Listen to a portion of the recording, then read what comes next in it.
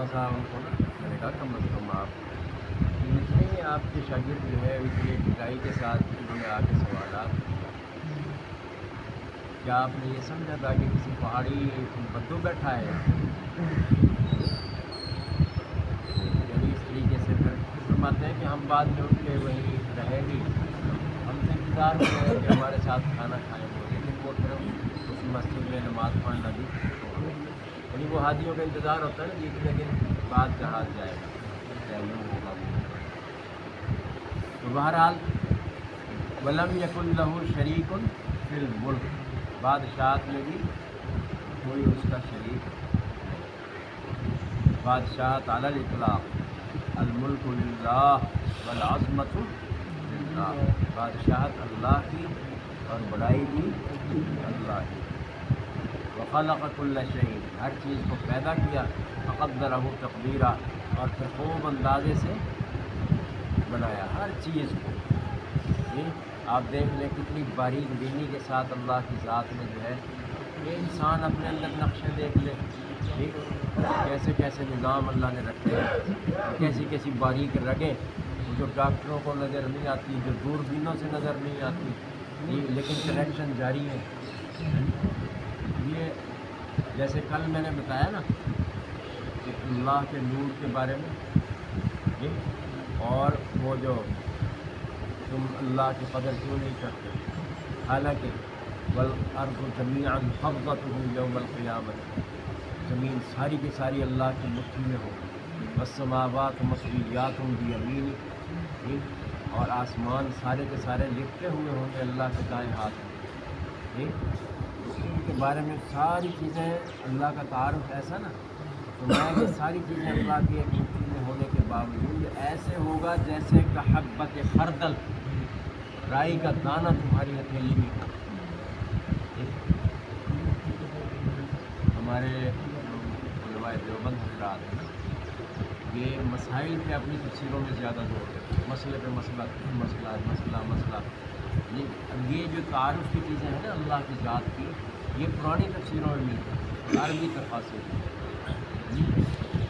تو اب اللہ تعالیٰ کی ذات کو جو یہ عرب مفسر کھولتے ہیں نا کہ خنصر بنصر وسطیٰ سبابہ ابہام، کہ اس میں جو ہے وہ زمین ہو، آسمان اس پہ، اور زمین بنصر پہ، اور پہاڑ اس پہ، وسطیٰ پہ، پانی اس انگلی پہ، اور وسائر الخلق علی ذالک، تو سارا ایک مٹھی میں، اور اللہ کی مٹھی جو ہے وہ ایک، اس میں یہ ساری چیزیں آ کر بھی حبۃ خردل، ایک رائی کے دانے کے برابر۔ اور جیسے کل میں نے بیان کیا کہ یہ ساری کائنات کی روشنی، اس میں فرشتوں کی شکل دیکھیں نا، جیسے بعد میں آپ صلی اللہ علیہ وسلم نے فرمایا کہ میں نے جب درخواست کی جبریل علیہ السلام سے کہ اپنا چہرہ دکھاؤ، فرمایا کہ ایسے افق پر میں نے دیکھا کہ سورج کی طرح ان کا چہرہ روشن چمک رہا، اور ایسے جیسے موتیوں کی طرح چیزیں ان کے اوپر سے ٹپک رہی، گر رہی، یعنی عام آدمی جو ہے اس کو دیکھ بھی نہ سکے۔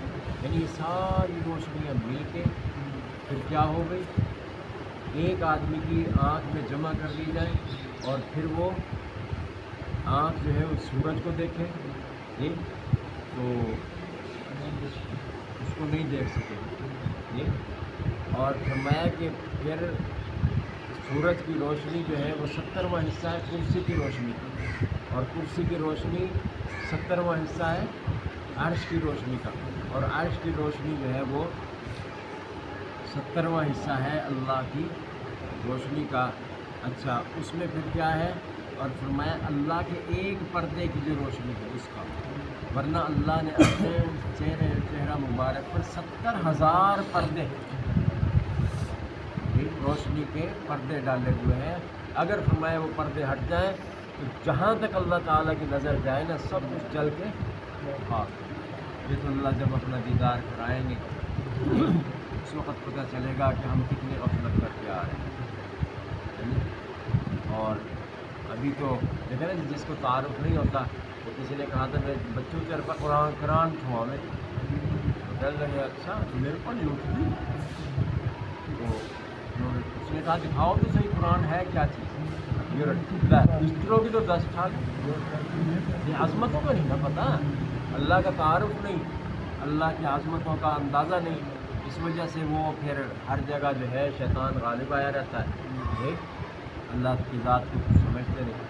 یہ تو اللہ کی رحمت ہے کہ جس کے ذریعے سے ہم چل رہے ہیں. مقدرہ تقدیرہ, اللہ تعالیٰ نے ہر چیز کو اندازے سے بنایا. کافی ساری بات رہ گئی ہے تو ہو گیا تھا 9 منٹ ہوئے. 9 منٹ ہوئے. کتنے منٹ رہ رہے ہیں؟ 6 منٹ رہ گئے. 6 منٹ. واتخذوا من دونه آلهة لا يخلقون شيئا وهم يخلقون ولا يملكون لأنفسهم ضرا ولا نفعا. میں اللہ کو چھوڑ کر انہوں نے دوسرے معبود بنا رکھے ہیں. یہ صورت جو ہے مکی ہے بھائی, اس کی صرف 3 آیتیں مدنی ہیں, باقی سب مکی ہیں. تو مکے والے مخاطب تھے. فرمایا لا يخلقون شيئا وهم يخلقون ولا يملكون لأنفسهم ضرا ولا نفعا, نہ نفع کے مالک ہے نہ نقصان. ولا يملكون موتا ولا حیاتا, یہ نہ کسی کو زندہ کرنے کے نہ مارنے کے. ولا نشورا, نہ قبروں سے دوبارہ اٹھانے پر قادر. وقال الذین کفروا, اور ان کافروں نے یہ کہا کہ یہ تو جھوٹ ہے جو انہوں نے گھڑ لیا اپنی طرف سے. فرمایا اللہ تعالیٰ فرماتے ہیں کہ انہوں نے بڑی ظلم کی یہ بات کہی ہے اور جھوٹی بات کہی ہے. وقالوا اساطیر الاولین, اور یہ یہودی بھی ان کے ساتھ ملے ہوئے. وہ کہتے تھے ہاں اصل میں انہوں نے گھڑ لی ہے, یہ اکتتبھا, انہوں نے لکھوا لیے کہیں سے. کہیں تملا علیہ, تو ان کی املا کی جاتی ہے ان کے اوپر بکرتن و اصیلا, یہ صبح بھی اور شام بھی. تو آپ خود فرما دیں قل انزلہ الذی یعلم السر فی السماوات والارض, اس ذات نے اتارا ہے جو ہر پوشیدہ چیز کو جانتا ہے آسمان و زمین میں. انہ کان غفورا رحیما, بے شک وہ بخشنے والا رحم کرنے والا. وقالوا ما لهذا الرسول یأکل الطعام ویمشی فی الاسواق, آپ صلی اللہ علیہ وسلم کبھی کبھی اپنی خرید و فروخت کے لیے جب جاتے یہ دیکھتے کہ بھئی یہ بھی ہماری طرح. تو یہ باتیں ساری دیکھ کے نا مکے والوں نے نا سب نے جمع ہو کے بلایا آپ صلی اللہ علیہ وسلم کہ بھئی تمہارے بڑے بلا رہے ہیں آ جاؤ. چنانچہ آپ صلی اللہ علیہ وسلم تشریف لے گئے تو فرمایا کہ دیکھو بھئی کہ آپ بھی ہماری طرح بازاروں میں پھرتے ہیں, بازاروں کے محتاج ہیں, اور نہ آپ کے ساتھ کوئی فرشتہ آیا جو آپ کی ہر بات کی تصدیق کرے کہ بھئی یہ صحیح کہہ رہے ہیں, اور نہ جو ہے آپ کے اندر کوئی ملکوتی صفات ہیں کہ جن کی وجہ سے آپ جو ہے وہ کھانے پینے سے دور رہیں. تو آپ صلی اللہ علیہ وسلم پھر دیکھیں, آپ جو ہے اگر یہ چاہتے ہیں کہ آپ ہمارے بادشاہ بن جائیں تو ہم آپ کو اپنا بادشاہ بنائیں, اور اگر مال چاہیے اور اگر سرداری یا اور کوئی چیز چاہیے تو وہ آپ بتا دیں.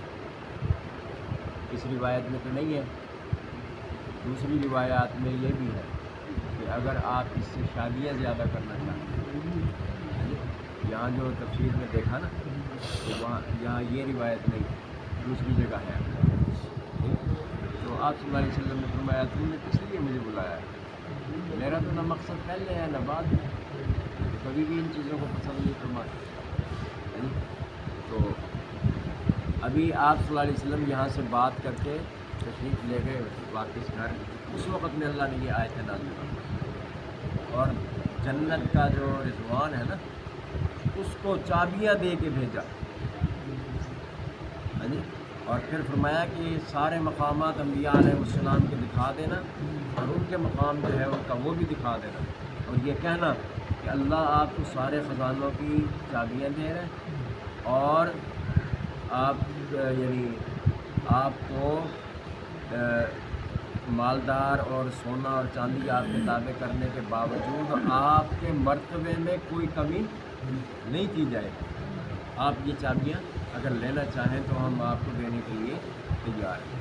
تو آپ صلی اللہ علیہ وسلم نے فرمایا نہیں, میں یہ لینا نہیں چاہتا, میں تو بس اپنے اللہ کا فرما بردار بندہ اور غربت میں وقت گزارنا چاہتا ہوں، یعنی ایک وقت میں مجھے ملے میں کھاؤں اور ایک وقت میں جو ہے نہ ملے تو میں صبر کروں اور اللہ کا شکر ادا کروں.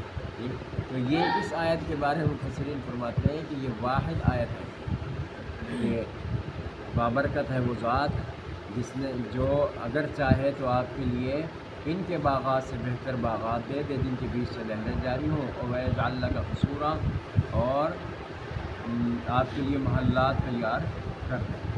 یہ آیت جو ہے یہ داروغہ رضوان، یعنی وہ جنت کا داروغہ، بہشت کا،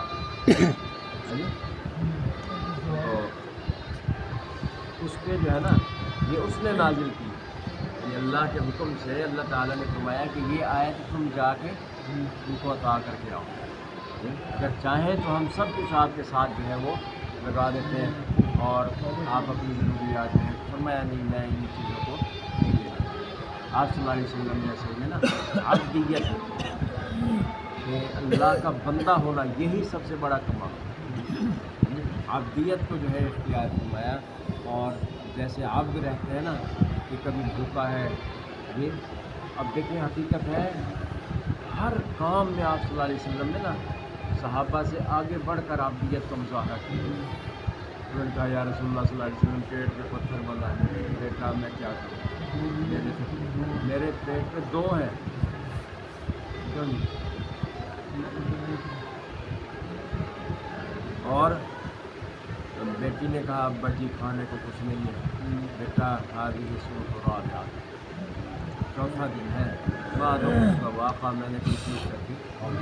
عبداللہ ابن عمر رضی اللہ تعالیٰ کے ساتھ جو ہے وہ کھجور کے نیچے، یہ نیچے والی کھجوریں اٹھا کے صاف کر کے کھا رہے ہیں. میں ابن عمر کھاؤ کیونکہ مجھے بھوک لگی. میں بیٹا مجھے تو بھوک لگی، جان بوجھ کر ایسی حالتیں پیدا کی تاکہ تو وہ عبدیت، وہ عرش پہ اعلیٰ، وہ فرش پہ سب سے اعلیٰ، وہ عبدیت کا مظاہرہ کیا کہ اللہ کے میں بندہ بنوں، بادشاہت جی اور سرداریاں اور یہ چیزیں. اللہ تعالیٰ ہم سب کو آپ صلی اللہ علیہ وسلم کی کامل محبت نصیب فرمائے.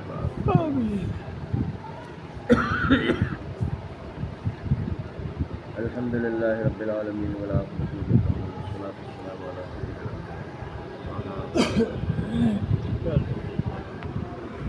اللهم إنا نسألك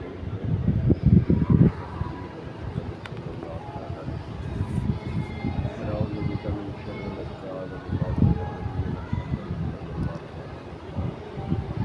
أنت المستعان وعليك